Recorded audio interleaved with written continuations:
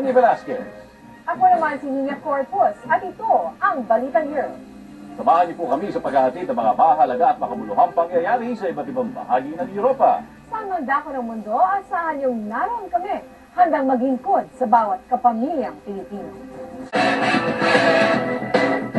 Sa London, nag-organize ng fundraising party ang grupo ng mga Pilipinong lesbians.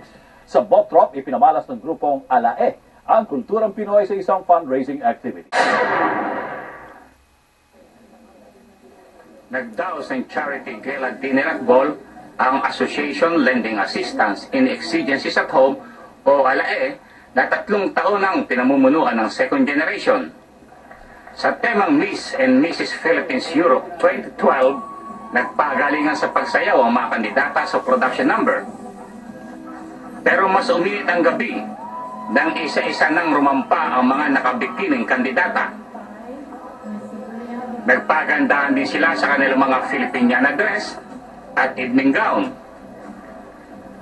Aminado ang mga hurado na nahirapan sila. Medyo mahirap po kasi yung mga candidates for Miss at saka sa Mrs. medyo hindi nagkakalayo eh. Merong mga criteria na aking pinag-isipan. Sa huli, nakuha naman ni Mary Jane Alegre Amparo ang titulong Mrs. Philippines Europe 2012. Napunta kay Sabrina Wisniewski ang korona ng Miss Philippines Europe 2012. Right now, I'm pretty shocked. Just can't believe it. Grateful to having this award, and because this is my first time to join.